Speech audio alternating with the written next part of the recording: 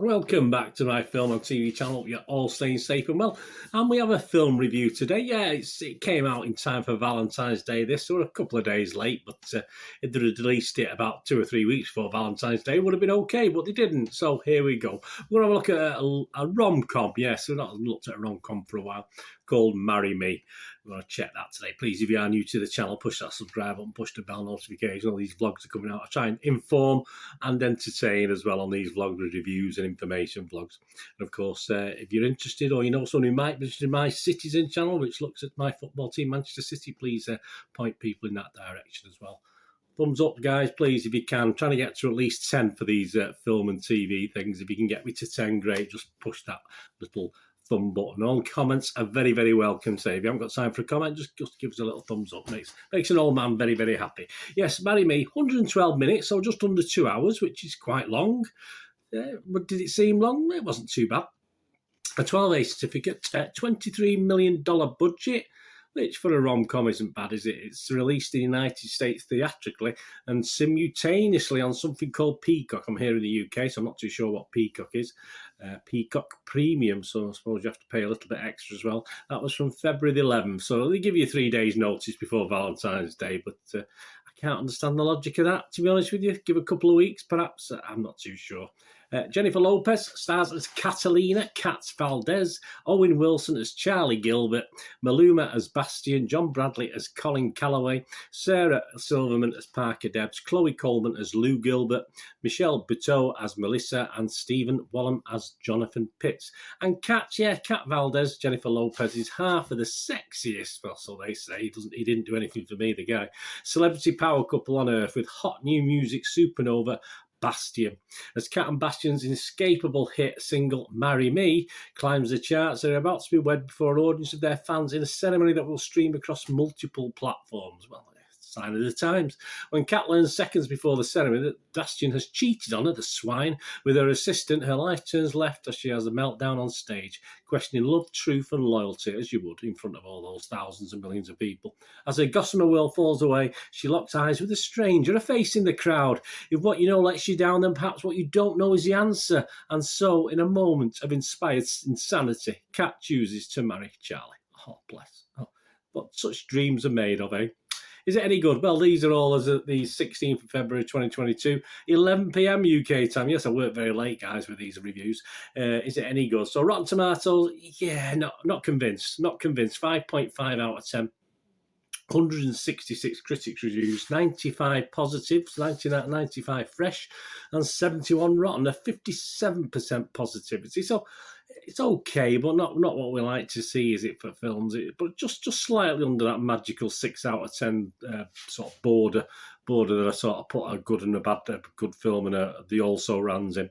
The website's consensus does read positively, though. Marry Me's silly storyline, yeah, a bit, is heavy on the something old and something borrowed. I mean, have they not watched that reality show Married at First Sight?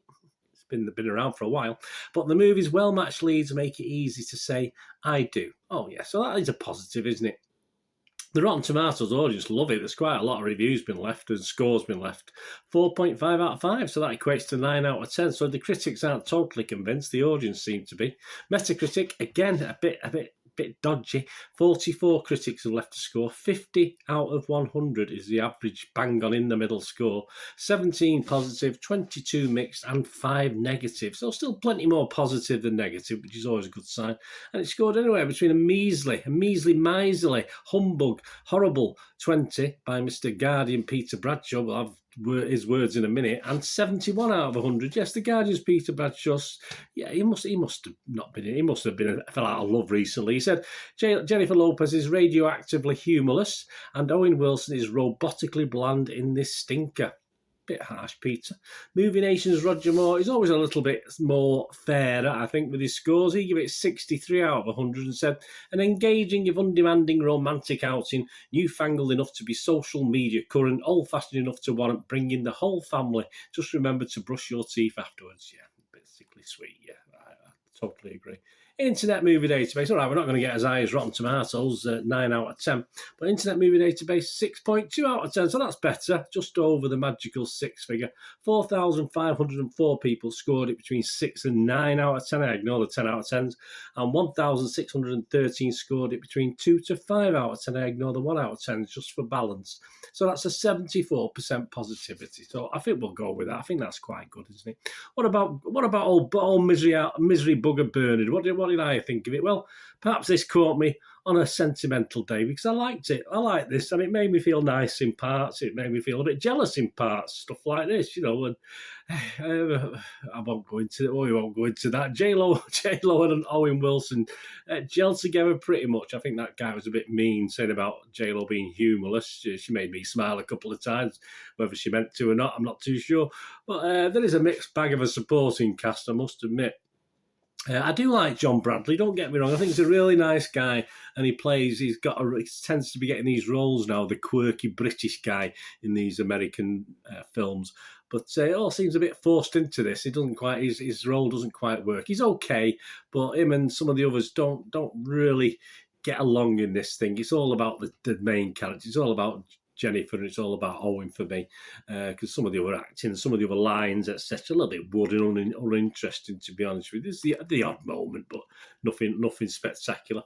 And it's all about the couple, as far as I'm concerned. It follows all the rom-com basics, of course it does. You know they're going to sort of fall in love, you know they're going to fall out, and you know they might get back together again. Just standard formulaic rom-com stuff, and it's just a matter of how it's put together on the screen, whether you like them or not. And as I said, I liked it. A quaint start. I wouldn't say it was a silly start because, as I've already pointed out, people Married at First Sight, I don't have to say that as a TV programme, and you know these things are not beyond the realms, and it was an interesting, quirky start for me, and I did enjoy the tunes as well. I think J-Lo wrote the songs with someone else for the film, and I did enjoy 2 or 3 of those little tunes, and perhaps another couple will grow on me. There's probably about 4 or 5 tunes in it anyway. Some nice glitz. I mean, some nice glitz if you want to see some nice fashion, as you'd expect from the female lead in this. She's going to be very glitzy and glamorous. As we said, a very mixed response from the critics.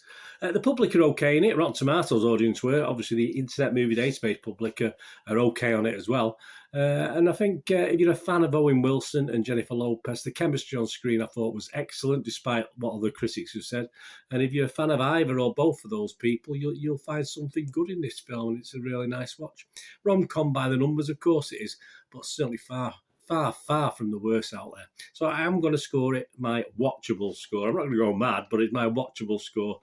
It's not something I will rush back to watch again. I might watch it again with my good lady if she likes Jennifer Lopez, so I might give it a watch again.